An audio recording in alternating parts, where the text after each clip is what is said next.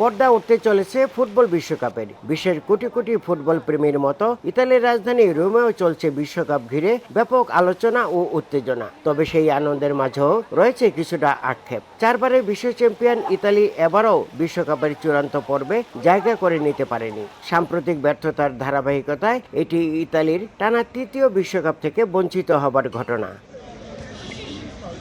বিশ্বকাপ নিয়ে আলোচনা থেমে নেই রোমের অলিগলি কিংবা কফি শপগুলোতে। ফুটবল প্রেমীরা বিভিন্ন দলের সম্ভাবনা নিয়ে ব্যস্ত সময় পার করছেন। তবে ইতালির জাতীয় দলের অনুপস্থিতি অনেককেই হতাশ করেছে। 4 বারের বিশ্বকাপ চ্যাম্পিয়ন একটি ফেভারিট দল ইতালি বিশ্বকাপে নেই, এই কারণে আসলে খেলারই নেই। তারপরও বিশ্বকাপ ফুটবল বলে যেহেতু কথা, অবশ্যই আনন্দের। দুঃখজনক এটাই যে এবার ইতালি বিশ্বকাপে নেই, এটার জন্য খুবই কষ্ট পেয়েছি।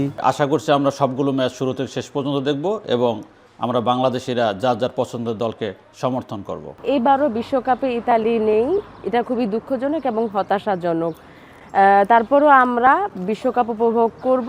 ইতালিয়ান ফুটবল প্রেমীরাও হতাশা লুকাচ্ছেন না, তবে তারা মনে করেন এই সংকট থেকে উত্তরণের পথ রয়েছে। তরুণদের ফুটবলের প্রতি আরো বেশি সম্পৃক্ত করে ইতালি আবারও বিশ্বমঞ্চে ফিরতে পারে।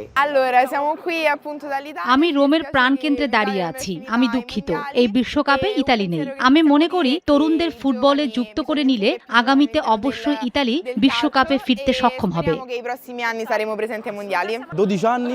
12 বছর আগে আমরা বিশ্বকাপে খেলেছি। আমার কাছে এটা একটা লজ্জার বিষয়। আমি মনে করি যুবকদের ফুটবলে নিয়ে আসা উচিত, তবেই ইতালির ঐতিহ্য ফিরে আসতে পারে।